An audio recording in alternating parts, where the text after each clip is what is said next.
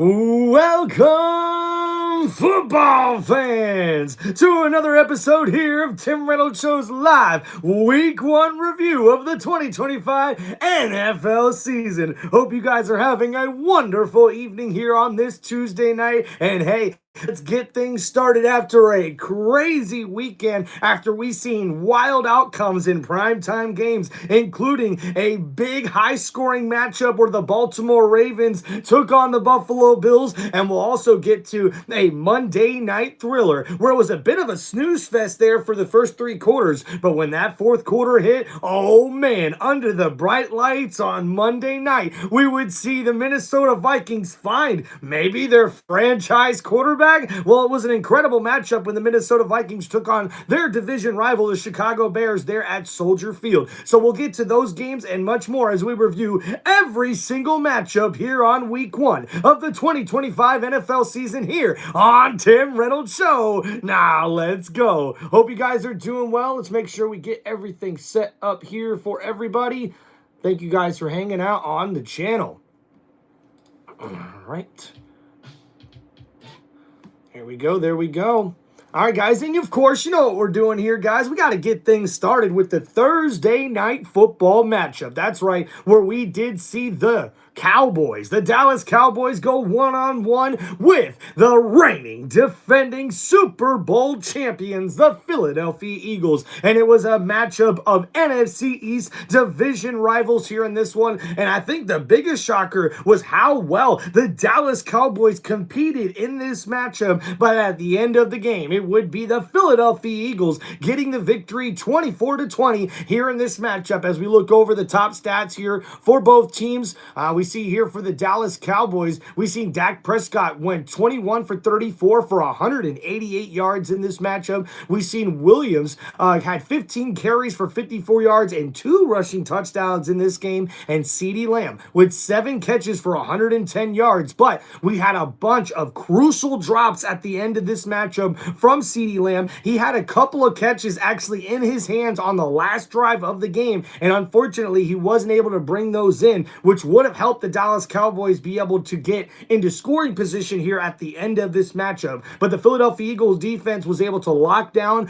on this Dallas Cowboys offense. Now, going over the Philadelphia Eagles stats in this game, we see Jalen Hurts went 19 for 23 for 152 yards in this game. He also led all runners with 14 carries for 62 yards and had 2 rushing touchdowns in this matchup here. Saquon Barkley didn't do half bad as well with 18 carries for 60 yards and a rushing touchdown. We also saw Saquon Barkley have 4 catches for 24 yards in this matchup on 5 targets. So we did see the leading receiver for the Philadelphia Eagles was Juwan Dotson with 3 catches for 59 yards. He caught a big 51-yard bomb in this matchup here, and also seeing Dallas Goedert get 7 catches on 7 targets for 44 yards in this game. It looks like Dallas Goedert could be one of the big targets here for Jalen Hurts, especially going up against some of the better defenses in the league. I liked what I seen from the Philadelphia Eagles offense, but definitely was impressed from what I seen from the defense from the Dallas Cowboys. I thought they gave Philadelphia fits almost all game long. They did sack Jalen Hurts at least one time in this game, but I thought they played pretty well for the most part. And what really surprised me was the pass rush. They were forcing Jalen Hurts to have to scramble a lot and use his legs, and it was definitely tough, but the Philadelphia Eagles were able to come out on top 24-20 in this matchup. I think the big thing for the Dallas Cowboys out of this one is that CeeDee Lamb has got to make those catches. I see someone here in the chat saying CeeDee Lamb's overrated, and a lot of people have been giving him flack over what happened in this matchup on Thursday Night Football in prime time. There was too many drops in this game if you're CeeDee Lamb, and hey, guys, I've already heard reports that CeeDee Lamb the next day was at the facility with the jugs machine trying to get,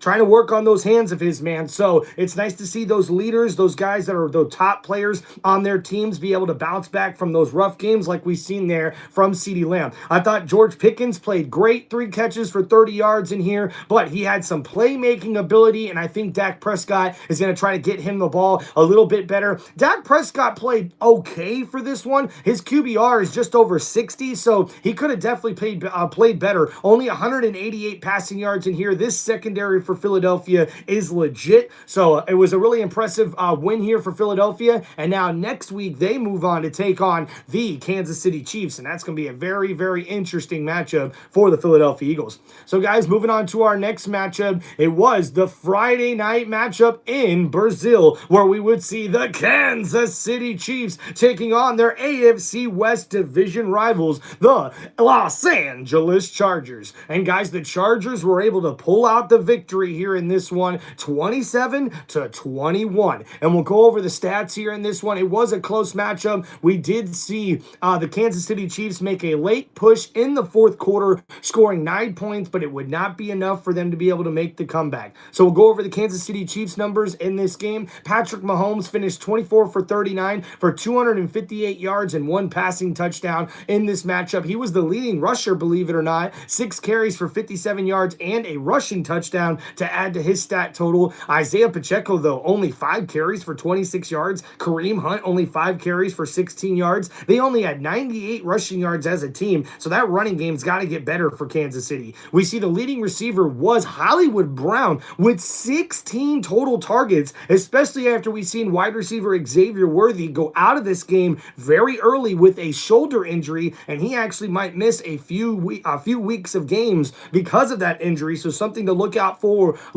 on the injury report, especially if you have Xavier Worthy in fantasy. And guys, looking at Juju Smith-Schuster, had 5 catches for 55 yards as well. I thought Juju came up pretty clutch in the matchup here, especially when Patrick Mahomes needed a big play. He went to Juju Smith-Schuster to find the ball. But man, 16 targets for Hollywood Brown. This guy was my my breakout player this upcoming year for the Kansas City Chiefs. You guys can check that out on my NFL season preview that I did this past week. And I tell you what, man, Hollywood Brown has proven to be a clutch target here for Patrick Mahomes. Travis Kelce finished with 2 catches for 47 yards and a touchdown. He broke away on a 37-yard touchdown reception that got Kansas City back into this game. But looking over at the stats for the Los Angeles Chargers, who were able to get the victory, Justin Herbert was excellent. 25 for 34, over 318 yards, 3 touchdown passes, but he also added in 7 carries for 32 yards. The big one coming at the very end of the game when he was able to run it out and slide, and that was when they were able to get in victory formation and knee the ball out. So a good win here for the Chargers. Omarion Hampton, the rookie running back, had a very impressive debut. 15 carries for 48 yards. Even though he averaged just over 3 yards per carry, he looked a lot better than that on the field. Najee Harris didn't get a lot of work in this particular game. So I'm looking to see if maybe Omarion Hampton's going to be the true RB1 there for the Chargers offense. Looking at the wide receivers here for the Los Angeles Chargers, we've seen Quentin Johnson have a big day with 5 catches for 79 yards and 2 receiving touchdowns. Ladd McConkey with 6 catches for 74 yards on 9 targets as well. Ladd McConkey is still going to be the number 1 target in this offense, but man, they spread the ball around a lot here with Justin Herbert finding Keenan Allen with 7 catches for 68 yards and a touchdown and 10 targets for Keenan Allen. Welcome back, Keenan Allen on the Chargers, man. So a really impressive day for Justin Herbert and this passing offense, but hey, Harbaugh's going to want to play hardball football, so they're going to want to run the football better. I think they got to work on that heading into week 2. And man, there's a lot of questions here for Kansas City. The secondary did not play good at all for Kansas City in this matchup. Justin Herbert was able to pick them apart. Now, even though the defense got 3 sacks in this game on Herbert, I thought the defensive line was very impressive, but that secondary could be a problem here for the Kansas City Chiefs defense going forward. Now, looking at the defense for the Chargers, I thought they played very well. They got to Patrick Mahomes twice on 2 sacks in the backfield there, and they held the running game, I should say, to under 100 yards. So they forced Patrick Mahomes to have to throw the ball more than run the ball, so there wasn't a lot of balance there for the Kansas City Chiefs offense. So that was really impressive there for the Chargers defense in this one. Now, looking forward here, guys, I think the Chargers got to run the football a little bit more, take the pressure off of Justin Herbert, but man, Herbert looks like he's in prime form already early in this season, and the wide receiving core, I think, needs to to get a lot more credit here than it's been getting over the offseason. We only seen the rookie Trey Harris, number 9, get 1 catch on 1 target in this game, but he's yet to break loose, and they've now got Keenan Allen, Ladd McConkey, and Johnston all on the same page. This Chargers offense could be a dangerous one, especially in the passing game, and if they start getting their running game going, watch out, man. This Chargers team looks really good. Their defense looks pretty decent as well. Now, a lot of questions for Kansas City. I think they've got to get the running game going a little bit better as well, but they got to get on faster starts. They got to make bigger plays downfield, and I think they were really missing that with Xavier Worthy being out of this game early due to that injury. So Kansas City's got a big matchup next week going up against the Philadelphia Eagles, so they're going to need to bounce back tremendously quick. But thank you guys for hanging out here in the channel. Don't forget, guys, to please hit that like button, subscribe to Tim Reynolds Show, and thank you guys. If you have any football questions, please let me know in the chat, and we'll try to get to those as quick as possible. Thank you guys so much.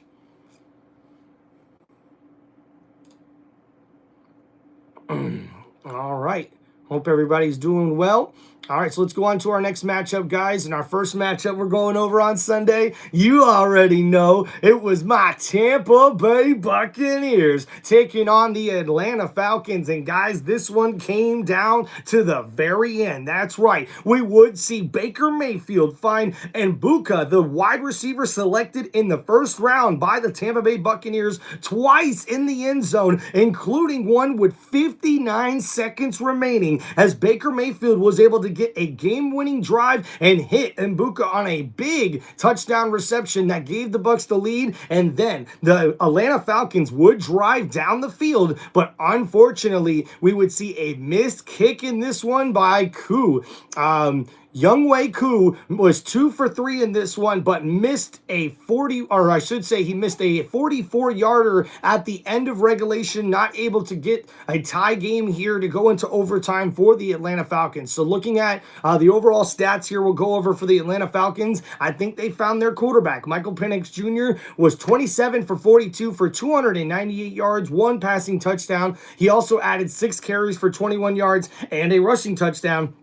That rushing touchdown got them the lead late in this game, so he showed composure. He showed himself being able to take this offense downfield in clutch time, and I think he really found his targets when they were open. We've seen Bijan Robinson had one hell of a day receiving with 6 catches for 100 yards and a touchdown, including a 50-yard touchdown reception that got the scoring kicked off here in this matchup. He also added 12 carries for 24 yards. The Tampa Bay Buccaneers defense really clamped down on the running game here. Atlanta only had 69 total yards rushing. Tyler Algier was used a lot, 10 carries for 24 yards for him as well. But man, only 69 rushing yards as a team is pretty bad. So hopefully Atlanta gets that rushing game going a little bit better for them going forward. We did see Kyle Pitts have a breakout day, 7 catches for 59 yards on 8 targets. That was a really good fantasy day for him, and that might be one of his best fantasy days throughout the whole year. But I'm looking for Kyle Pitts to step his game up this year. I really do think he's going to be a good fantasy starting tight end going forward. Drake London had a good day as well. 8 catches for 55 yards on 15 targets. So looks like Drake London's going to be used quite a bit in this offense. But then there's a couple of guys to look out for on the waiver wire if you play fantasy football, because Ray McLeod had 3 catches on 51 yards, 5 targets, so not bad. And then Casey Washington had 3 catches for 33 yards on 6 targets. So this Atlanta passing offense could really open up and have a lot of playmakers here. So look out, because if Michael Penix Jr. is going to keep throwing the ball around like this, 42 passing attempts, that's not what you want if you're Atlanta. You want to be able to have more balance on offense, especially with Bijan Robinson in the backfield. You got to run the ball better than what they did. Only 69 total yards. That was a little disappointing there for the Atlanta Falcons. Shout out the Steelers fan in the chat, man. Hey, we're going to get to the Steelers game here shortly, bro. Appreciate you hanging out in the chat. So, guys, that's the Atlanta Falcons numbers there going over for them. And now we're switching over to the Tampa Bay Buccaneers. And Baker Mayfield finished the the day, 17 for 32 for 167 yards, but 3 touchdown passes. So not a bad day, even though he would like to be a little bit more efficient with those attempts that he had. But good balance here from the Buccaneers offense. They did have 23 total carries for 101 rushing yards in this game. Baker Mayfield led all runners with 5 carries for 39 yards. Bucky Irving did have the workload in the backfield with 14 carries for 37 yards, but he really started to get things kind of like loose in that second half as far as the running game goes. Bucky Irving did add 4 catches for 8 yards in this game as well. Sterling Shepard, a very nice game for him. 3 catches for 39 yards, and 2 of those catches were clutch on that last fourth quarter drive for the Tampa Bay Buccaneers when they went down the field to take the lead, trailing in the fourth quarter. That was a clutch drive there by Baker Mayfield. And how about Mike Evans? A solid day for him. 5 catches for 51 yards on 8 targets. Mike Evans definitely showed out in this one, but hey, the overall all-star and playmaker of this game was Emeka Egbuka, the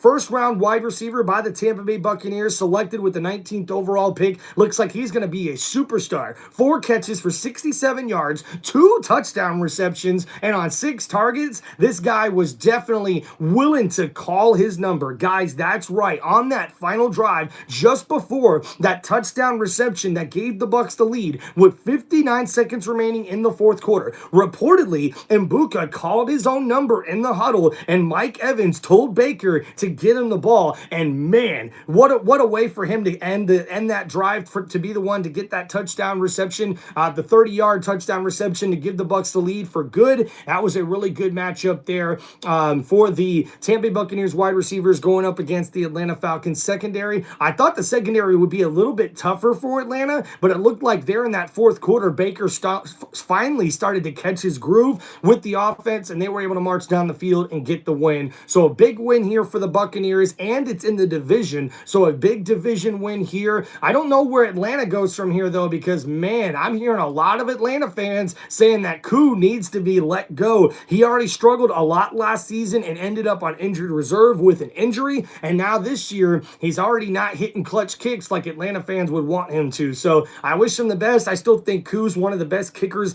in the league right now, but hey, sometimes you just miss those kicks, man. It was tough. And honestly, for me as a Bucs fan, when I was watching that and doing my live play-by-play here on Tim Reynolds Show, I thought for sure that he was going to miss because they got to kick a kind of free kick when we called a timeout to try to ice the kicker. They got to kick it anyways, and it barely went in on the left upright. So Koo ended up kind of overcorrecting himself, and he pushed that kick way too far right, and we ended up winning that game. So hey, it was a nice game, but I do have to mention, though, before we move on to our next matchup here, since when do referees come up making up new rules as they go throughout games? I've seen 2 different calls in this Tampa Bay Buccaneers game that had me livid. The first one was apparently after someone goes and spikes a ball, the replay booth can automatically still review the previous play and pretty much rewind what just happened and redo it. Now, mind you, this didn't benefit my team whatsoever when this happened on replay. I just thought the rule was if they hiked the ball, which they did to spike it because they were out of timeouts, why are you able to rewind a play and go ahead and change it because someone stepped out of bounds and you, the referees, didn't get it right? That to me was terrible. That to me was a validation of, that was a violation of the rules, in my opinion. That was a violation of NFL rules. When the ball was already hiked and it was spiked, that means they shouldn't be able to run another play. And that damn sure means they shouldn't be able to go rewind a play, go back one previous play and redo something. I'm sorry, the ball's already been hiked and spiked. That means the next play is done, so you should not be able to review that previous play. That doesn't make any sense. That is terrible, terrible by the referees here in this game. And then another call that I had to learn, because I didn't know this, but apparently when the quarterback, or I guess a ball carrier in general, gives himself up diving forward, that he is considered down when he dives forward and lands on the ground. I'm like, what? Since when does someone choosing to dive forward mean that they're automatically down on the ground? In the NFL, you have to be touched or go out of bounds in order for you to be down. Meaning if you dive forward and no one touches you, you should be able to get back up and carry that ball into the end zone or for the first down or wherever you're trying to go. But unfortunately, in this game, that's not what we've seen. Michael Penix Jr. on a crucial fourth down play scrambled to the left side and dove for the first down marker, trying to get that first down for Atlanta. Now, when he dove, he got the first down, but when he hit the ground, the ball came out. Then he stumbled out of bounds. Now, nobody touched him from the Bucs defense, so this initially looked like a fumble was recovered by the Bucs defense by safety Antoine Winfield Jr., and he proceeded with the ball before the whistle was blown. Now, I had a problem with this originally when it happened because I thought they should have let the play out. Like, you're going to review it on replay of you anyways. Why are we blowing the whistle? That's a live ball as far as what we've seen immediately in real time on the play. And I thought for sure the Bucs should have been able to go take that down the field if they wanted to, or return that fumble per se. And then all of a sudden they say this rule and Atlanta ends up keeping the ball, getting the first down. The fumble doesn't matter. It was like, I just never knew that this was a rule, that a guy that is diving forward is giving himself up, and it's almost the same as him sliding. And I'm like, but that's not sliding. That's diving. Those are two different things. If someone chooses to dive, I really do think that that's terrible. Like, you gave yourself up. What am I supposed to do as a defender but try to hit you, hit your arms, hit the ball, and make sure you fumble the ball? And that's the thing. No one even hit the guy. He dived forward by himself. No defender touched him. And then when he hit the ground, he lost the ball, but he was still in bounds. So therefore, he shouldn't have been down. And yeah, that was just hard to explain. Two calls there in that Bucs-Falcon game that most certainly irked me, and it definitely grinded my gears, if you know what I mean, guys. So thank you guys for hanging out in the chat. Let's go over and see what we got here. Looks like we got some questions we'll try to go over here, guys. I'm still rocked with that haymaker by the Bills, says Miguel. Yeah, that was a tough one, man. Real That Steel says the real test for the Steelers won't be until after the bye week, so Steeler coaches better get them ready for what's coming. That's right, man. A lot of upsets have been happening here in week one, so you never know really what's going to happen. What's going on, Tyler? Yep, looks like George Kittle on IR and the 49ers waive Jake Moody. Yeah, we'll go over some NFL news, guys, here before we end the night here on Tim Reynolds Show as well. NFL's getting soft. Dude, I kind of agree, man. To be honest with you there, Fanbo, to be honest, I think the NFL is getting a little bit softer. I think there was a lot of bad calls, also a lot of bad refereeing over the weekend. So something to keep an eye out on. Who's going to tell, man, rigged the sports betting federal? Yeah, I'm sorry to hear about that. Can we talk about Isaiah Tesla's catch of the year for our? Yeah, man, that was one of the highlights there for the Lions and the Packers. And as a matter of fact, guys, why don't we just go ahead? We'll go to that game next. I thought that was a pretty impressive win there for the Packers as we see the Lions travel to Lambeau Field to take on the Green Bay Packers, and man, it was not a very good game for Detroit. They only put up 13 total points in this one, and Green Bay gets the 27-13 win. Now, Green Bay was able to score 10 points in the fourth quarter to put this one away. Excuse me. But the defense, I thought, was very, very impressive for Green Bay in this one. They were able to sack Jared Goff 4 times in this game. And not only that, they were almost able to force a couple of turnovers as well. Now, the immediate presence of Micah Parsons is already being felt here in this team, even though he only played a handful of the snaps. This was very, very impressive there. I think this Green Bay defense gets a lot better with the addition of Micah Parsons, and they most certainly showed it here going up against what we thought would be a high-powered offense here for Detroit. But looking at the stats here, guys, going over Detroit's numbers, Jared Goff, not bad. 31 of 39 for 225 yards, 1 touchdown, but 1 crucial interception as well at the end of the game here, and 4 sacks given up by this offensive line. The offensive line for the Detroit Lions did not play good at all. Only 46 total rushing yards and gave up 4 sacks on the quarterback. This was a rough day for that O-line for the Detroit Lions. David Montgomery led all ball carriers with 11 carries for 25 yards. Jahmyr Gibbs, 9 carries for 19 yards. That's just not going to cut it if you're Detroit. But check this stat out, guys. 10 receptions for 31 yards for Jahmyr Gibbs on 10 targets.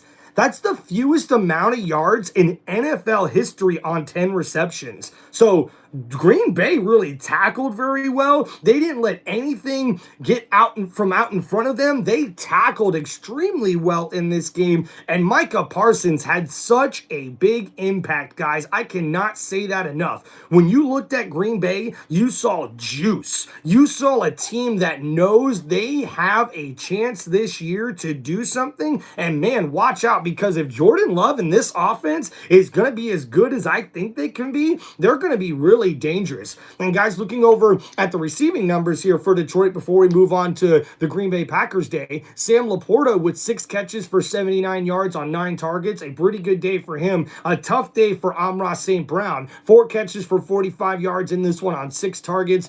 We did see Jameson Williams, 4 catches for 23 yards. Congratulations to him as well. Jameson Williams was able to get a contract extension done with the Detroit Lions. We'll go over those numbers here towards the end when we get done reviewing all these matchups, but congratulations to him. And hey, I see the chat mentioned it, but Isaiah Tesla, number 18, who was able to make the roster after an impressive preseason debut, had one hell of a catch, a sick one-handed grab for the one catch that he had in this game for 13 yards, and it was for the touchdown. A very impressive day there. The only touchdown pass from quarterback Jared Goff. So hopefully we'll see this Detroit offense be able to get things turned around, because the defense didn't play much better. As we look at the offensive numbers here for the Green Bay Packers, Jordan Love, 16 for 22 for 188 yards and 2 touchdown grabs. Now, I know a lot of people think, 188 yards, that's not that good of a day. Guys, he only threw the ball 22 times and got 2 touchdown passes. That's impressive to me. That's what you want. You want balance. They only threw the ball 22 times, and they were able to run the ball a total of 25 times. So when you're able to run the ball more than you're having to pass it, that means you're doing pretty dang good on offense. And we see Jacobs had a very good day as usual. 19 carries for 66 yards and a touchdown. This guy is a workload RB1, a true RB1 in this league. Him and Derrick Henry are the 2 guys I think are just workhorses that are going to get touches and touches and touches in this one, guys. Now, we didn't see any targets in the actually 1 target. 1 catch for 4 yards for Josh Jacobs. So not much in the receiving game, which is pretty usual there for Josh Jacobs. He's not known for being a big receiving target here in this one. Romeo Doubs, an impressive 2 catches for 68 yards. He had a big 48-yard grab that looks so impressive. This guy always seems to be open on these big, deep pass plays, and I think Romeo Doubs is an underrated guy in this offense. Jalen Reed with 3 catches for 45 yards and a touchdown. We saw Devontae Wicks, Datavion Wicks with 2 catches for 30 yards as well. And Matthew Golden making his debut here in the NFL, the rookie, only 2 catches for 16 yards, but that was on 2 targets, so not bad of a day there. We saw a lot of receivers get targets in this one. As a matter of fact, 4, 6, 8. We had 10 different players get a target or a catch in this game. 10 different players got a catch in this game. That's crazy for the Green Bay Packers. So they're moving the ball around. They're finding balance on offense. We even seen a total, if you take away Jordan Love's carries, we did also see 2 other running backs and Tyler Kraft also get a carry here in this game. But Josh Jacobs is going to be the big ball carrier in this Green Bay offense. But man, 27 points scored on Detroit. I don't know how good the Detroit Lions defense is going to be this year. They had 0 sacks on Jordan Love, weren't able to get much pressure on him as well. Jordan Love kind of had all day to throw back there. So we're going to have to see, man. It could be a rough season for Detroit based on this first game reaction, but I'm not going to say that. I picked them to win this game. Unfortunately, I was wrong in this one, but Green Bay looks like a very impressive team going forward. Hey, if you're a Packers fan, you better put your money on them right now, because I really do think they could win this division based on what we've seen this weekend, not only from the Bears, the Vikings, but also from the Lions. So clearly, Green Bay is ahead of everybody in this division right now. So an impressive win for the Packers here on opening weekend. It's always nice for them to get the win at home to open up the season in Lambeau. That crowd was rocking there for the Green Bay Packers. So guys, we'll go over our next matchup here. Was the Miami Dolphins getting blown out by the Indianapolis Colts. Guys, this was crazy. I did not expect this to happen. And as a matter of fact, Daniel Jones picked apart this Miami Dolphins defense. It was tough to watch, guys, when I went back and seen the highlights as we go over here the box scores for the 33-8 victory for the Indianapolis Colts. And guys, this was the big part here for the Colts as we look at their drives here in this game before I actually go over the stats, okay? The first drive of the game for the Colts. As we look over here, yeah, I'm just going to go with this, guys. Every single drive for the Indianapolis Colts led in a score, okay? So their first drive, field goal. Next drive, touchdown. Next drive, field goal. Next drive, field goal. Next drive, touchdown. Next drive, touchdown. They end with the field goal. I mean, what? Guys, this is crazy. They opened it up. 9 plays, 62 yards, and they were able to hit a field goal here to take the lead in this one. So a very good kick here, 24-yarder. So they got down to the Miami Dolphins 6-yard line on the first drive.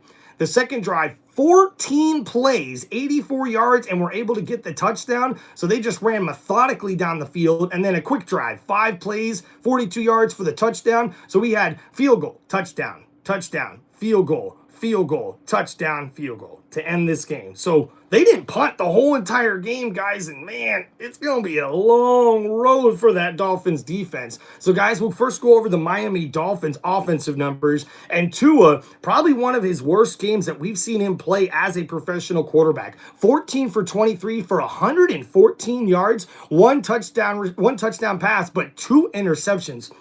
He was also sacked 3 times in this game. The Indianapolis Colts defense played lights out. I mean, the addition of the safety there, I want to make sure I get this guy's name right. Cam Bynum, number 0, played tremendously for this Colts defense. He brought a lot of juice for them, and the Colts defense was flying around the ball, man. The newest addition, Tre'Davious Ward, number 7, had 6 total tackles, which was actually tied for the lead on the team.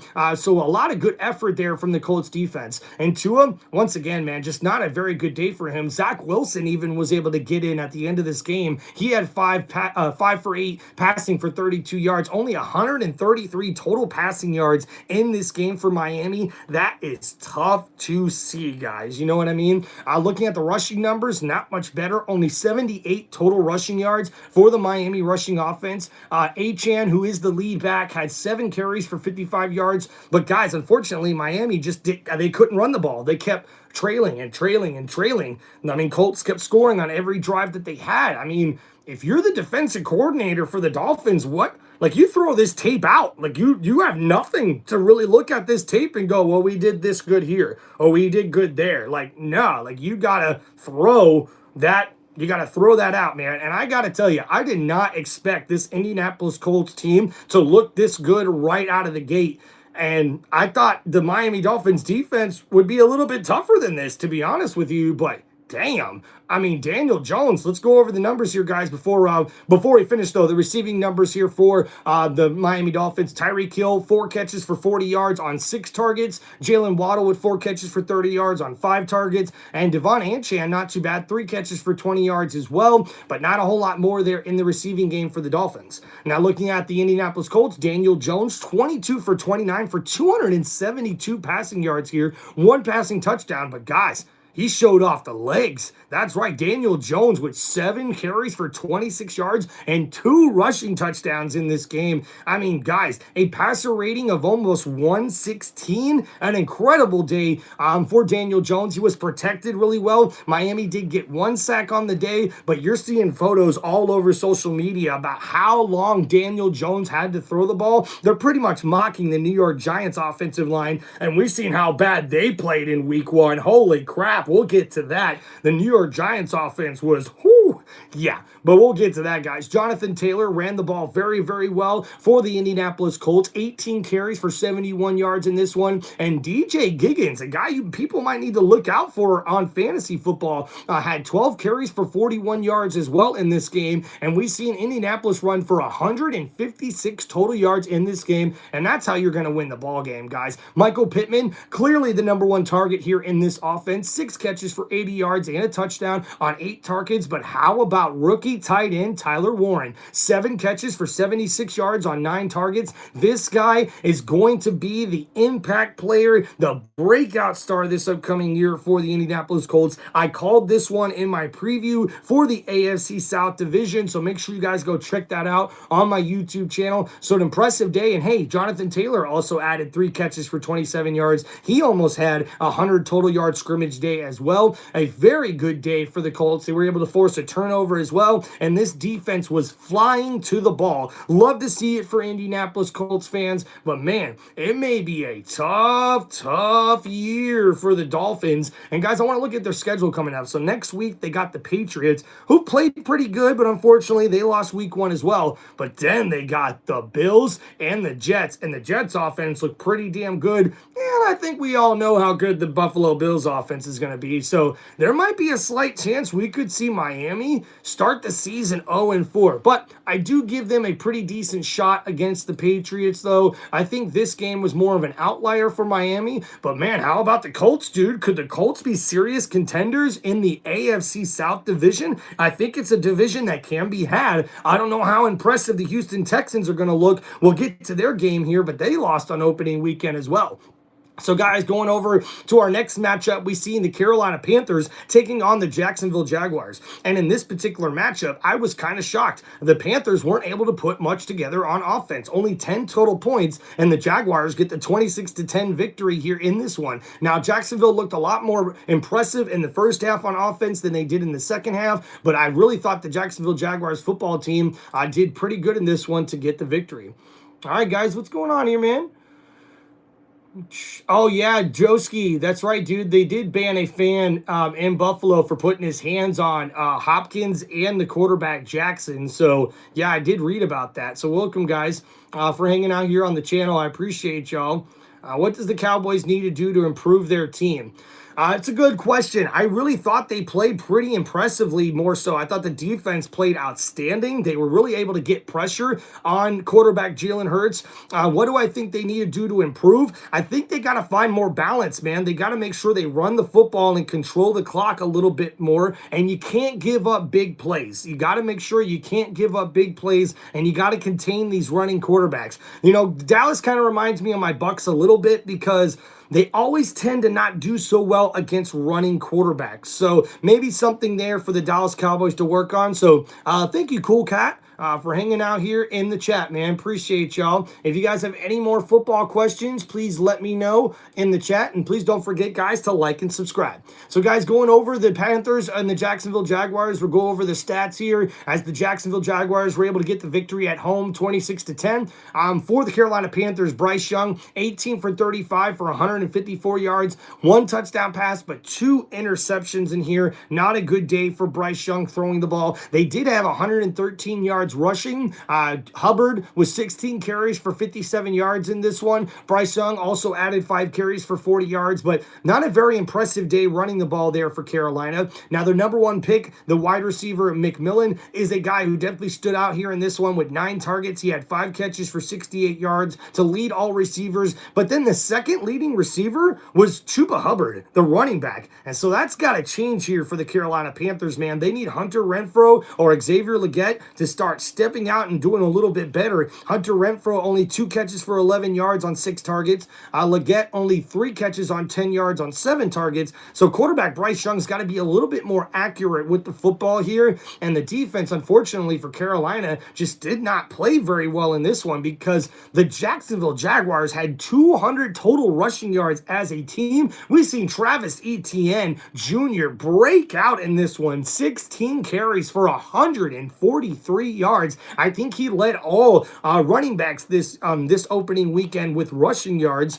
So an impressive day for him. He also added 3 catches for 13 yards as well. So a really good day. Over 150 total scrimmage yards there for Travis Etienne Jr.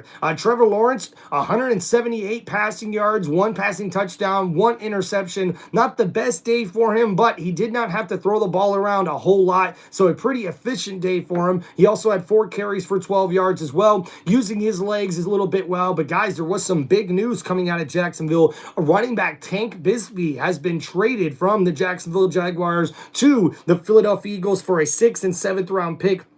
in next year's draft, or it might be a 5th and 6th round pick. I'll have to double check that when we get to the end here.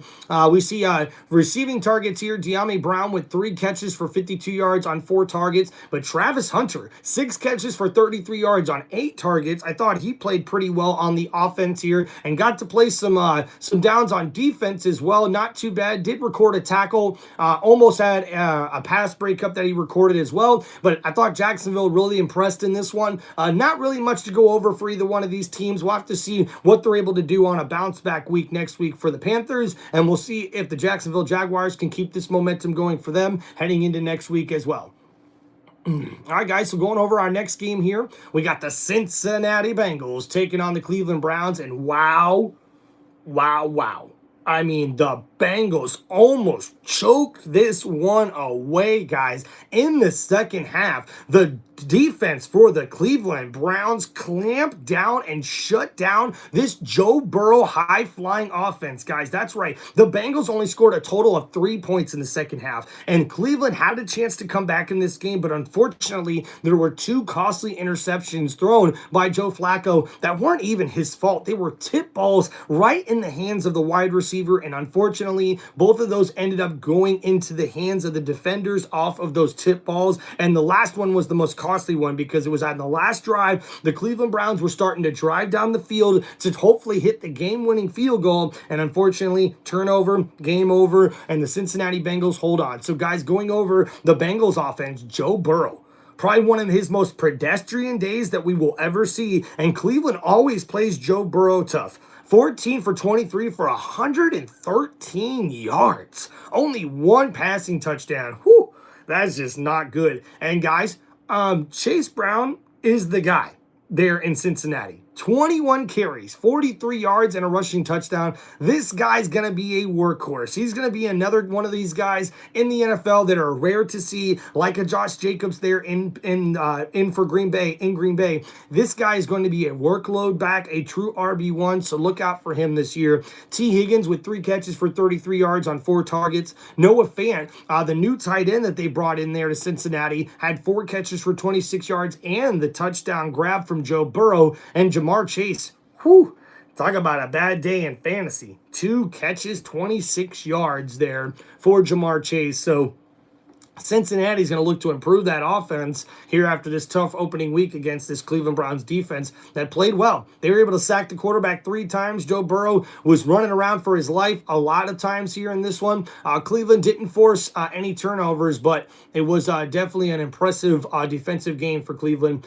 Joe Flacco, 31 for 45 for 290 yards, only 1 touchdown pass, those 2 costly interceptions, and he was sacked twice. But it was a pretty good day for Joe Flacco. He threw the ball pretty well in this one, but man, we saw a breakout running back here for Cleveland. Dylan Sampson from the University of Tennessee, who I thought was going to be the breakout player here this upcoming year for the Cleveland Browns, ends up being the top running back here with 12 carries for 29 yards in this game, but only 49 total rushing yards for Cleveland in this one. They have got to get better at running the football, and Joe Flacco can't be throwing the ball 45 times if Cleveland expects to win games. Jerry Jeudy with 5 catches for 66 yards on 8 targets. Dylan Sampson, he added 8 catches for 64 yards on 8 targets. So this guy legit looks like the RB1 right now for Cleveland. Now they did sign Junkins.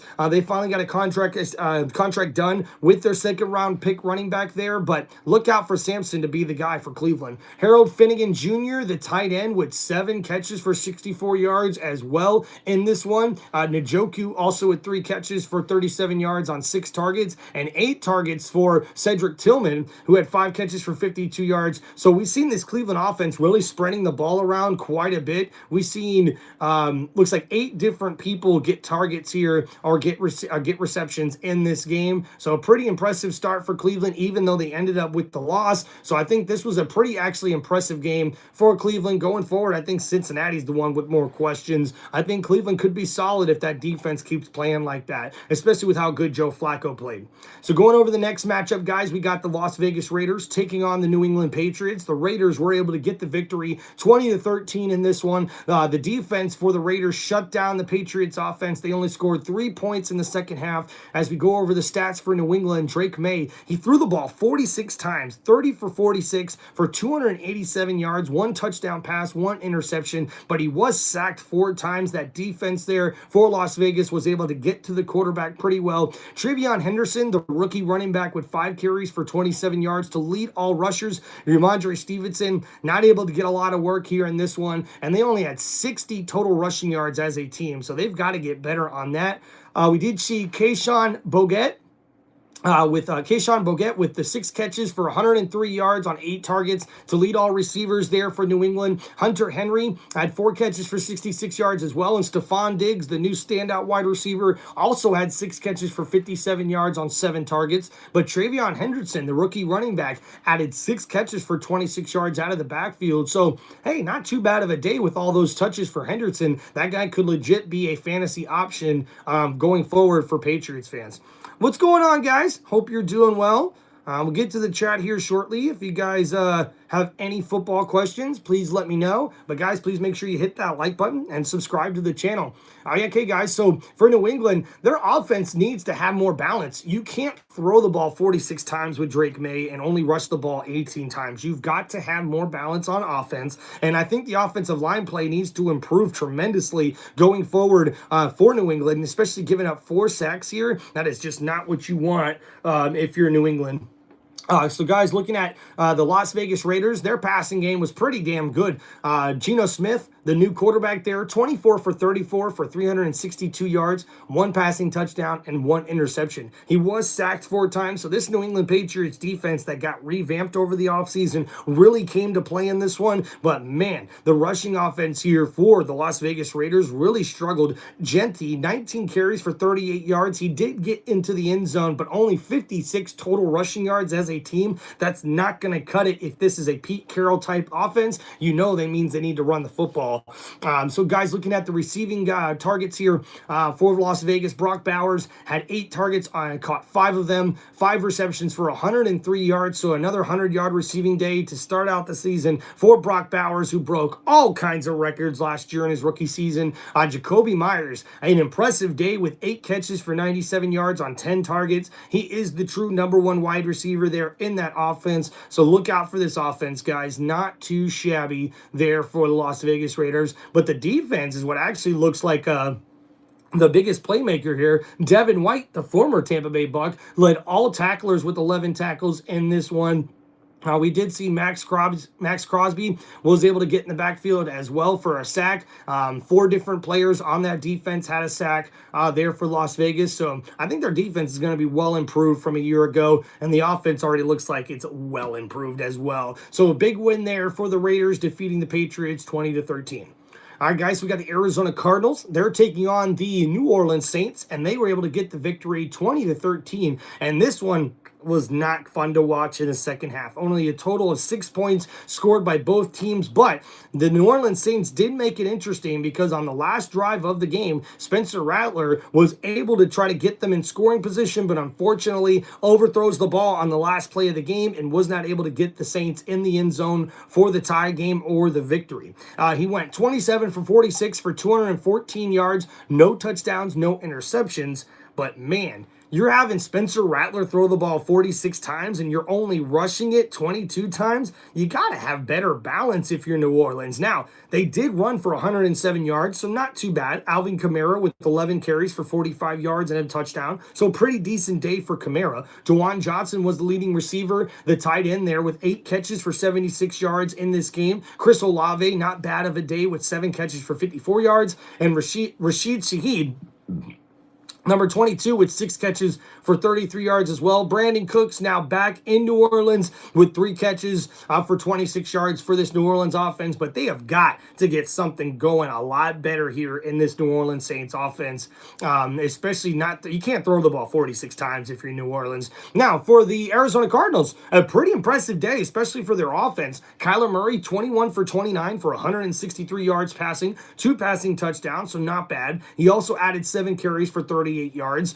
Trey Benson had 8 carries for 69 yards. A very good day for him. He had a 52-yard long run there in this game. And James Conner, who's always a solid RB1, had 12 carries for 39 yards. So not too bad of a day there for him. Marvin Harrison Jr. led all receivers with 71 yards receiving on 5 catches, and he did have a touchdown grab. Trey McBride does his thing there, the tight end for the Arizona Cardinals, had 6 catches on 9 targets for 61 yards, and an impressive day there for him. So not much to go over here on this one. It was a heartbreaking loss for New Orleans, but I think we're probably going to see a lot of tough losses this year for New Orleans going forward, and I think Arizona may surprise a lot of people, man. They did pretty good in this game, but I think that offense has got to be a little bit more dynamic, and you got to put up a little bit more than 20 points in this league with how many playmakers they have. They did have 146 total yards rushing, so we do know that this team's going to be able to run the ball in the Arizona Cardinals. So, hey, thank you guys. Appreciate you. Thank you for hanging out, Keith. Appreciate you, dude. All right, guys, so let's go over our next game. Thank you guys for hanging out here on Tim Reynolds Show. Don't forget to like and subscribe to the channel. And then we got the Pittsburgh Steelers taking on the New York Jets. And it was a shootout, ladies and gentlemen. And this came down to the very last play of the game when we would see the serial killer himself. That's right. As we see here, it is Boswell. That's right, Boswell with a 60-yard field goal, dude, with just over a minute remaining. And then we seen a huge hit from Jalen Ramsey on Garrett Wilson to pretty much cap off the game for the Pittsburgh Steelers against the New York Jets. So we'll go over the Jets' offensive numbers here first. Justin Fields, 16 for 22 for 218 yards passing, 1 passing touchdown. An impressive day for him with his legs as well, with 12 carries for 48 yards on the ground with 2 rushing TDs. So 3 total touchdowns for Justin Fields in his Jets debut. Not too bad, not too bad. Bryce Hall with 19 carries for 107 yards. This defense for Steeler Nation for Pittsburgh did not play well in this game against the New York Jets. 182 rushing yards giving up by the Pittsburgh Steelers defense. That's not going to cut it for head coach Mike Tomlin. So we've seen 7 catches there from Garrett Wilson for 95 yards and a touchdown. But man, Garrett Wilson was getting into it with Jalen Ramsey all game long, and Jalen Ramsey was the one who got the last laugh in this one, guys. He hit Garrett Wilson on a 4th down play, and he broke up the pass of that would have been caught by Wilson, but that hit was so clean, so tough, and Ramsey was pumped up afterwards, and so was his teammates. A very good hit there for the game. Not much else to go over. Garrett Wilson was the leading target, the leading receiver in this matchup here for the New York Jets.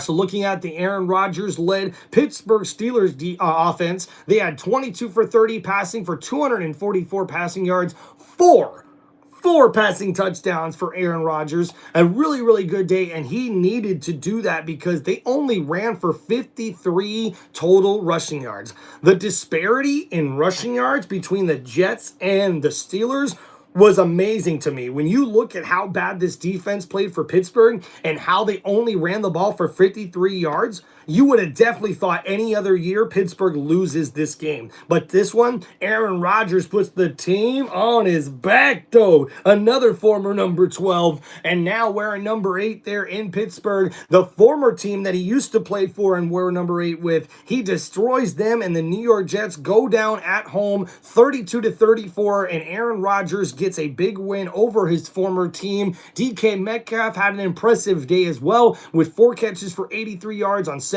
targets. He also had an incredible grab that I have no idea how he was able to ring that one in. Calvin Austin with a nice game in this one. 4 catches for 70 yards and a touchdown. Ben Skoranek, Jalen Warren, Gianno Smith, all these guys had touchdown receptions for Aaron Rodgers. So Rodgers really moving the ball around a lot in this offense. We would see 7 different players get receptions in this game. And they needed Aaron Rodgers to put the team on their back to win that game. So an impressive opening win there for the Pittsburgh Steelers. And hey, a lot of optimism there for the Jets. That offense played tremendous. Justin Fields probably had one of his best games of his NFL careers there in that Jets offense, but their head coach is supposed to be a defensive-minded guy, and this defense did not play well for the New York Jets. So something to keep an eye out looking forward, guys. For the next matchup, we got the New York Giants taking on the Washington Commanders, and the Washington Commanders were able to get the victory 21-6 in this one. And guys, the offense for the New York Giants did not get anything going. 17 for 37 for Russell Wilson for 168 yards passing, no passing touchdowns and no interceptions. But man, the head coach Daboll was not very committal about Russell Wilson being the starting quarterback this upcoming week, but he has confirmed that Russell will start this upcoming week too, because he feels like the offense kind of let him down. It wasn't him letting the offense down. But you kind of give with that. You take that however you want. I think Jackson Dart's going to be the starter there in New York. It's just a matter of time when it happens. They only had 74 rushing yards as a team. Russell Wilson actually led them in rushing yards with 8 carries for 44 yards in this one. Now, Cam Scatterbo was a guy I thought they would use a little bit more, but only 2 carries for him for -3 yards. So not a good start there for Scatterbo. Malik Neighbors had 5 catches for 71 yards on 12 targets, but Neighbors was reportedly frustrated on the sidelines with his head coach not being able to get the ball on those 12 targets. A little inaccurate was Russell Wilson in this game, but I think that had a lot more to do with the Washington Commanders defense playing so well rather than how bad the New York Giants offense played. But hey, you take that for what you want, guys. Wendell Robinson with 6 catches for 55 yards in this game on 8 targets as well. But that's pretty much it here in this passing offense. That for the defense, we did see them tackle pretty well, but unfortunately just gave up too many points. 3 touchdowns here as we go over the Washington Commanders offensive numbers. Jaden Daniels, 19 for 30 for 233 yards passing. He did have 1 passing touchdown. Now, the Giants got to him on 3 sacks. They actually got more sacks than the Commanders did, but they were able to find a lot of balance here, man. They ran the football 32 times and passed the ball 30 times. And on those 32 carries, 220 rushing yards. That's what you do. That's how you control the game. We would see this rookie for the Washington Commanders have 10 carries for 82 yards. That's Ja'Cory Orbeal Korsky Merritt. And the guy number 22, he also had a rushing touchdown and a big long run of 42 yards in this one. And how about Jaden Daniels, man? This guy is a dual threat with 11 carries for 68 yards on the ground. That's over 300 total yards from offense in total yard scrimmage there for Jalen Daniels. A very, very good quarterback there for the Commanders. Austin Eckler, not too bad. 6 carries for 26 yards in this game. Deebo Samuel had a breakout game here for the Commanders. Talk about this trade paying off.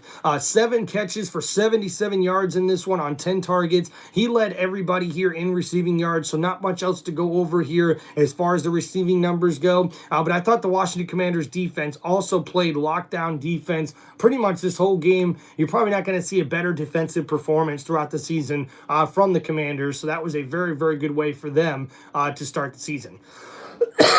Getting the victory there, 21-6 over the Giants.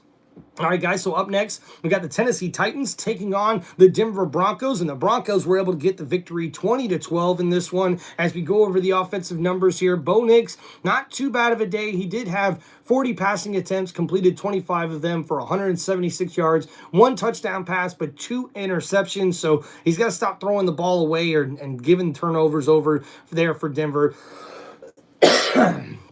RJ Harvey surprisingly did a lot better than what his depth chart was heading into this game, but 6 carries for 70 yards there for RJ Harvey, and then J.K. Dobbins with 16 carries for 63 yards in this matchup. The Denver Broncos rushed for 151 rushing yards as a team, so an impressive day here. Dobbins was able to get into the end zone for a rushing touchdown. Cortland Sutton, an impressive day, 6 catches for 61 yards and a touchdown, and Troy Franklin had 4 catches for 44 yards as well. Evan Ingram, also 3 catches for 21 yards. I think Ingram's going to be a big target here in this offense. He had double-digit targets, 10 targets there from Bo Nix, so look out for him and this offense. But it was the defense for the Denver Broncos were able to force a couple of turnovers, a couple of fumbles, and they sacked the quarterback 6 times in this game. Only 112 passing yards from Cam Ward. in his first career start. Talk about a rough go of it. Tony Pollard did finish with 18 carries for 60 yards, but only 71 rushing yards as a team. So talk about a bad day. Like, guys, that's not even 200 total yards from offense.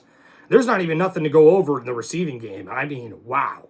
Talk about pure domination. Now, the Tennessee Titans defense, give them credit. They forced a couple turnovers as well, but that defense was not going to be able to win the game for them. That offense was just terrible. Terrible for Tennessee. Once again, it's a new year. It's the same thing, but hopefully Cam Ward is the guy there for Tennessee. He did show a little bit more on film than what the score actually says. So I think Tennessee's got the right guy there at quarterback.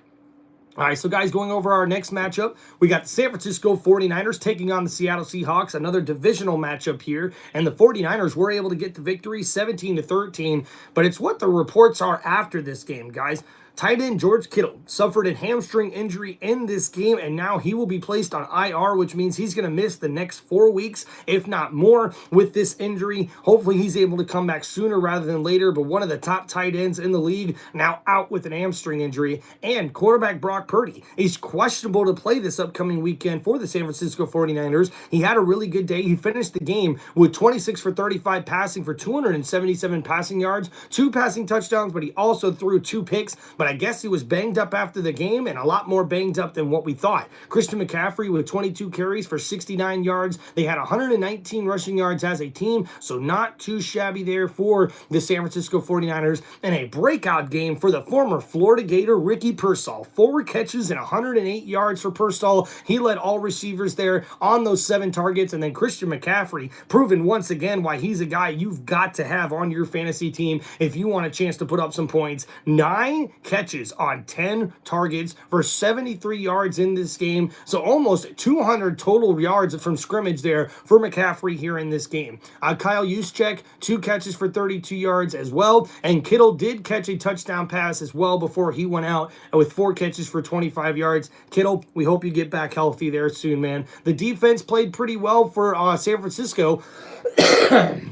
As we look at the numbers, for Sam Darnold and the Seattle Seahawks offense, Sam Darnold 16 for 23 for 150 passing yards, but he was not able to get a lot going in this offense. Although he had a pretty good completion percentage, he just wasn't able to get a lot going downfield, and the San Francisco 49ers secondary really clamped down on big pass plays, not getting behind them in the secondary. Zach Charbonnet actually led all runners with 12 carries for 47 yards and a touchdown. Kenneth Walker did not get a lot of run here in this one, only 10 carries for 20 yards, so maybe a new starting running back there for Seattle, so something to keep an eye on. Cooper Kupp, rough day for him, man. Only 2 catches for 15 yards, and Jackson Smith and Jigba really dominated the passing game with 9 catches for 124 yards on 13 targets. He was pretty much their only threat on offense for the receiving game. So not a bad day for the Seattle defense. They were able to get, looks like a couple interceptions, but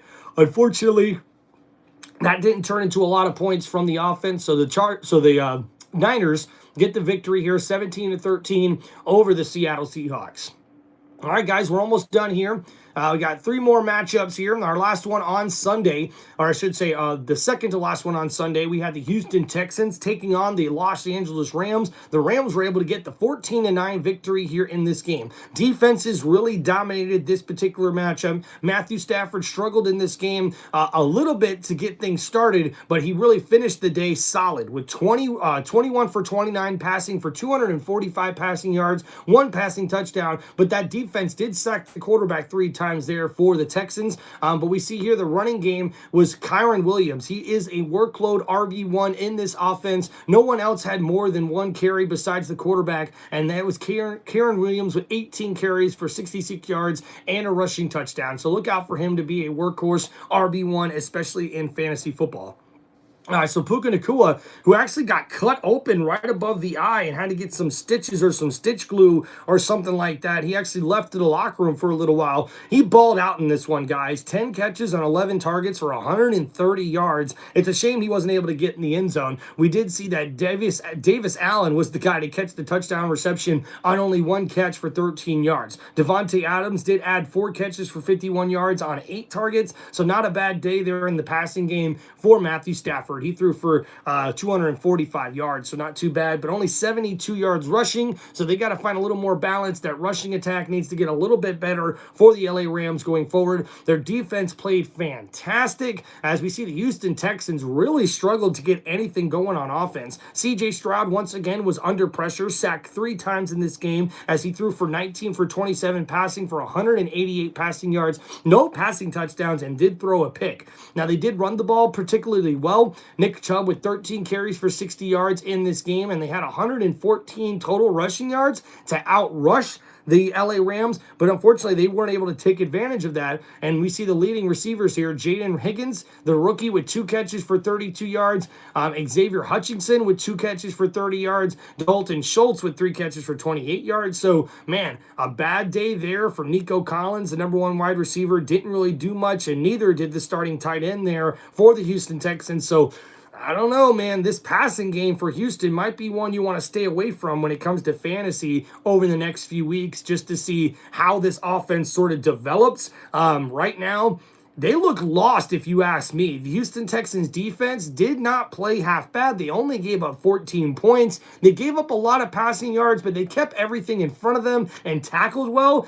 But, man, it looks like the defense is going to carry this team for the most part. I do not like what I'm seeing from the Houston Texans offense after 1 week, but it is 1 week. You got to try not to overreact and see what happens here in the next few weeks. So, guys, getting to our stellar Sunday night football matchup. Guys, the Ravens had the lead until the Buffalo Bills scored 22 points in the fourth quarter and hit the game-winning kick at the end of regulation to get the victory, 41-40 in this matchup.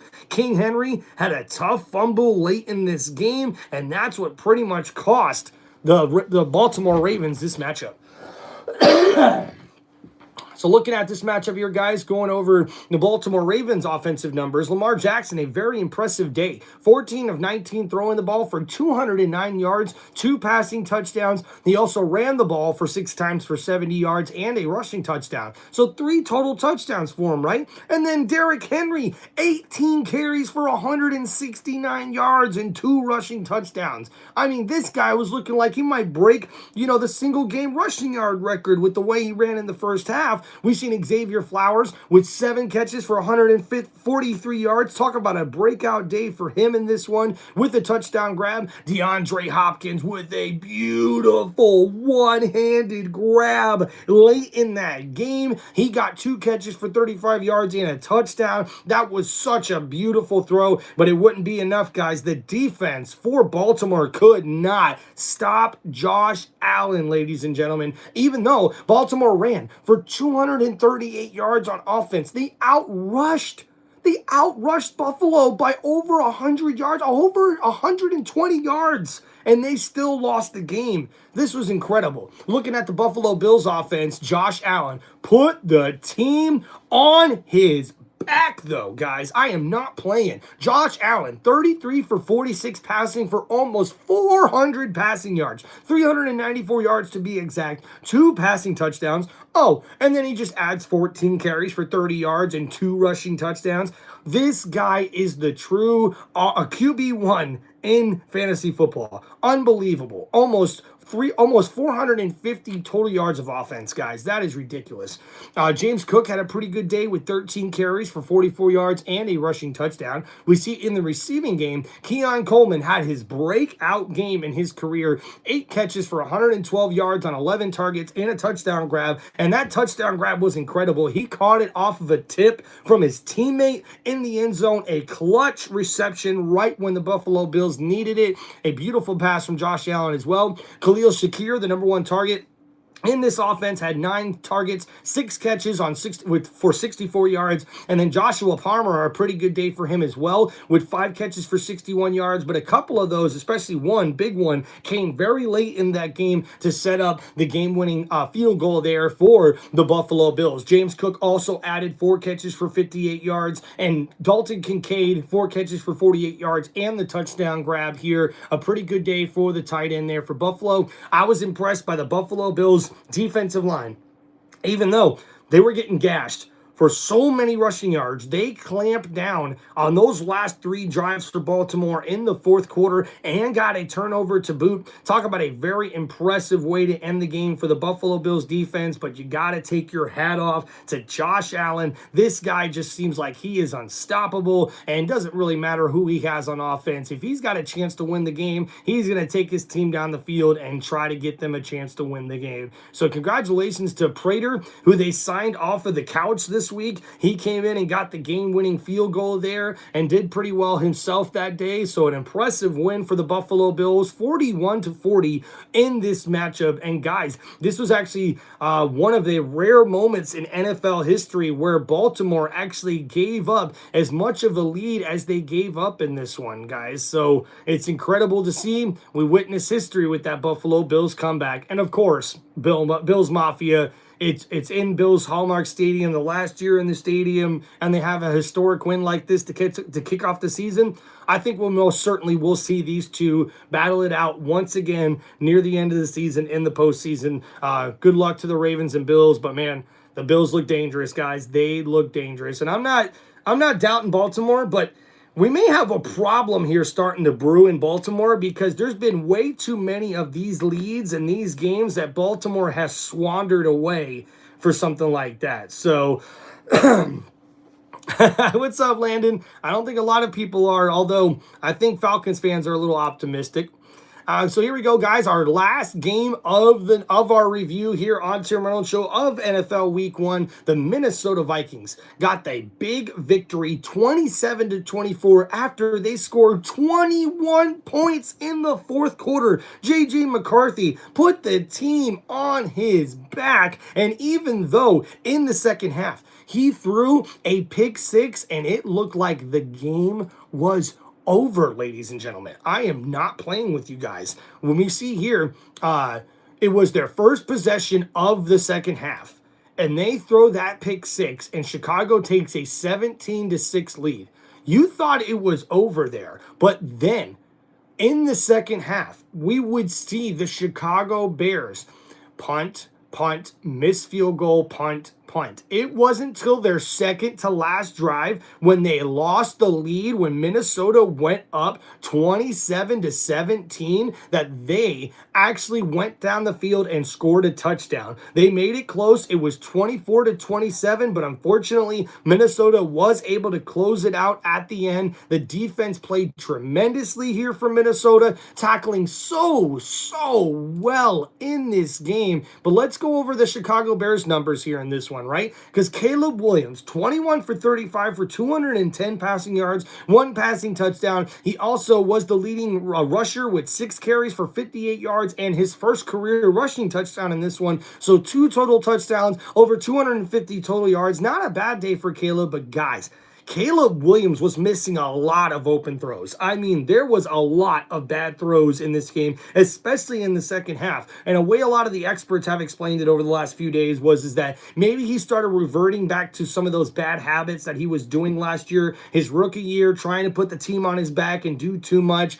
And you most certainly could see that, but I think it's going to be a little bit of a struggle here, because he's got to stop doing these habits. If he plays the way he played in that first quarter, he's going to be great this year. But if he doesn't, if he keeps trying to do too much, we could see a Jameis Winston type situation here. I mean, look, I liked Winston, but the guy unfortunately turned the ball over too much and made too many inaccurate throws. And I think we're starting to see the same thing from Caleb. He doesn't turn the ball over a lot. He's just a little too inaccurate for me as a quarterback right now. So a lot of room for growth there for Caleb Williams, but not too bad of a day when you look at the numbers here. DeAndre Swift, a pretty good day with 17 carries for 53 yards. He looked like he ran a lot better than that. Only 53 yards was a little bit of a shocker for me for Swift because he looked like he ran the ball very, very well. 3 targets as well or 5 targets in the passing game, 3 catches for 12 yards. So not a bad day for the Chicago Bears running back. DJ Moore had a pretty decent day with 3 catches for 68 yards, but also ran the ball 3 times for 3 carries for 8 yards. So not much there in the running game, but you can see Chicago's offense is trying to make sure they get the ball in the hand of DJ Moore as much as possible. But not a lot else here in the receiving game. I mean, Roma Doomsday did have 6 catches on 9 targets for 37 yards and a touchdown. But man,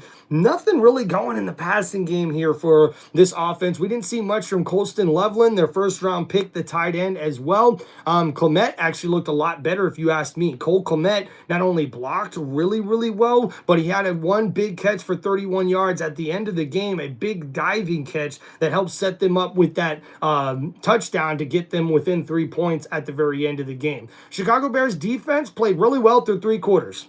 Really well through 3 quarters. That 4th quarter, yeah, you don't really want to look at that film if you're Chicago. I think it was really, really tough there. They were just getting gashed in the running game. So bad there in that 4th quarter. J.J. McCarthy was also using his legs a lot to try to set up really, more opportunities downfield to throw the ball. But also, he had 2 carries for 25 yards and a rushing touchdown in this game. He also finished 13 for 20 for 143 passing yards, 2 passing touchdowns. He did have the pick 6. But guys, pay attention here. 20 passing attempts to 26 rushing attempts. So good balance here for the Minnesota Vikings offense. And you know head coach Kevin Connell, he's a guy you can't count out no matter what, right? So an impressive comeback victory for the Minnesota Vikings. Aaron Jones finishes with 8 carries for 23 yards. Jordan Mason was impressive running the ball in this one. 15 carries for 68 yards in this matchup here. We also see Aaron Jones led all receivers with 3 catches for 44 yards and a touchdown. Justin Jefferson, though, with 4 catches for 44 yards and a touchdown as well. So not too bad here, man.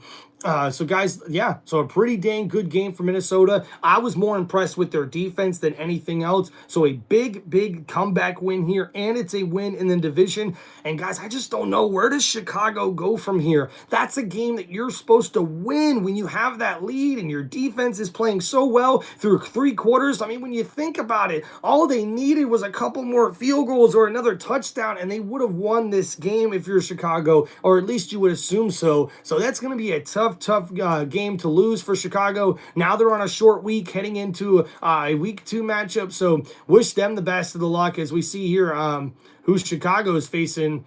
Their next opponent is going to be the Lions. So a battle of 2 teams that lost on opening weekend. So that's going to be pretty interesting to see what happens there with Chicago. But ladies and gentlemen, that's been your week 1 review for the 2025 NFL season here on Tim Reynolds Show. So guys, let's get to the chat. Hope you guys are doing well. Thank you for hanging out on the channel. Don't forget, guys, to hit that like button and subscribe to Tim Reynolds Show. Okay, so let's try to get to some of these questions here. Hope you guys are doing good. Mischievous Squirrel, no, you are wrong. What's up, Zigzag? Hope you Kansas City Chiefs fan. Hell yeah. Spoke with George Kittle today. Said this might be an unpopular take, but he feels like avocados are overrated. That's awesome, dude. That's awesome. Well, Jacob still believes in the Atlanta Falcons, so good for you, man. What's up, running back? Hope you're doing, man. The Mad Clapper says, I got Chubb as my flex. Nick Chubb could be a very, very good flex for you guys going forward. What's up, Dom Rose? Josh Allen is good, but why the hell the Bills got the dub? Dom, I don't really know, man. That's crazy. I'm a Titans fan. I don't care about either team. I understand, though, dude. What's up, Jeffrey Champion? Does the Browns have the number 1 defense held the Bengals to 7 yards in the second half? That was impressive, man. The fact that Cleveland did not get the win when their defense does that, that's a tough pill to swallow, right? You make at least 1 field goal, you're going to be able to win that game with how good your defense played. So, hey, hopefully Cleveland, with how good that defense is playing, hopefully they'll keep keep things rolling in a positive way with that, But thank you, Jeffrey Champion, for your comment. The last time the Raiders were in the Super Bowl, it was 2022, and guess who they lost to? Yeah, right there. I got mementos all up and down here from that Super Bowl. Oh, yeah. What's going on? Tim will answer questions and shout outs on the last game recap. Thank you, Keith. I really appreciate you, man. Thank you so much for hanging out here on the channel, brother. Caleb Williams, I think this time with the Bears is coming to an end. Jeffrey, I'm probably going to agree with you on that one, man, because he was just so inaccurate in that second half, man. If you guys go and look at my live stream of Monday Night Football and just skip to the end, just watch a little bit of the end of that fourth quarter there for even some of the third quarter there. It was just very inaccurate passes there from Caleb, man. What's up, Rusty Shackelford? Welcome back, bro. Caleb's is the perfect Bears QB because of how mediocre he is. That's a good one. That's a good one. Shout out Rusty Shackelford in the chat. What's going on, man? Landon Wolf's got a question here. I think he's there until the first contract's up. Curious to see if the Bears are going to gain some confidence and poise in the second half of closing. Yeah, I mean, think about it, man. If they're able to get at least one more scoring drive, Chicago wins that game. So not too far off maybe from what they want, but they got to be a little bit more clutch, especially on defense. You can't give up 21 points in the fourth quarter if you're going to be a championship defense. So we'll have to see what happens with Chicago going forward. Daniel, Barry Sports Highlights, shout out, man. Thanks for hanging out here on the channel. Cheers to you, brother. Similar letdown with the Bears and Commanders game last year, although it was far worse. Yeah, that was definitely a little bit of a letdown, but I mean, Commanders just stole that one, right? They just literally just grabbed their throats, slammed them down, and took that victory. That was a pretty dang big win for the Commanders. Feeling on bus releasing Solo and Desmond. Kings, welcome to the chat, man. For me, Solo, unfortunately, I seen that coming for him. We didn't get a lot from him in those preseason matchups. I thought he got some opportunities to shine, and I thought he really would, to be honest with you. But especially after he threw that punch on that was it Tennessee? No. Buffalo Bills. When he threw that punch on the Buffalo Bills player in the last preseason game, I think I knew he was going to be released. And Desmond Watson, that one was a little sad for me because, you have requirements when you come into the NFL. And if a team tells you, hey, for your conditioning report or for your conditioning program, we need you to get down to a certain weight, you got to understand where the NFL teams are coming from as far as doing that. And I think it was tough for the Buccaneers because they were put kind of in a tough situation because, yes, Desmond Watson did lose about 30 pounds, but he didn't meet the weight loss goal that the Buccaneers had set for him, and that's why they didn't let him practice until he got to that goal, and unfortunately, he never did. And that's sort of what I think was kind of the outlier in this, right? Like, could he have lost the weight that they were asking him to lose? Well, I don't know what the number was that they were asking him to lose. The guy lost about 30 pounds reportedly, and if that wasn't enough, well, they must have been asking him to lose at least 40, 50 pounds. And honestly, a guy that big, if you diet yourself, if you work out correctly, you probably would have lost that weight. That's why I thought they would have played him more in practice, let him kind of lose that weight practicing, especially out there in the Florida heat. But unfortunately, it just didn't work out. But thank you, Kings, for your comment. Thank you, guys. It looks like we're done here with the comments. If you guys have any more football questions, please let me know there in the chat. Otherwise, this will be the end of my NFL Week 1 2025 season review. And this first week of the opening season here, guys. And I really do think it was an excellent open weekend for the NFL. I did see a lot of questionable calls by the referees this past weekend. So hopefully the NFL reviews that and looks over that, because especially in my game against the Bucs, there was just a couple of really, really bad calls in that game. And those sort of things can't happen. It takes away from the game. So I really do hope the NFL looks out on that. Now, guys, looking at some of the stats here after opening weekend, we'll look at the stat leaders, the season leaders as of right now after week 1. As far as the top 5 passing leaders after week 1, Josh Allen with 394 passing yards leads all quarterbacks. Geno Smith, the second most with 362. Justin Herbert with just over 300 at 318. Michael Penix Jr., hey, not bad, 298 passing yards. And Joe Flacco with 290 passing yards. Those are the top 5 passers there in the league currently. Looking at sacks sacks leaders, Harold Landry for New England has 2.5 sacks. Javon Hargraves from Minnesota has 2 sacks as well. And Myles Garrett also with 2 sacks.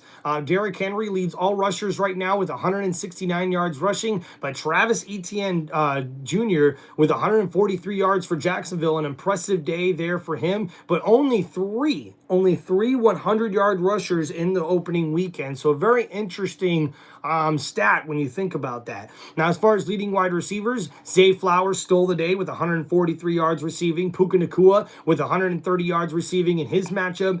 Jackson Smith and Jigba with 124 yards receiving. But how about Keon Coleman, huh?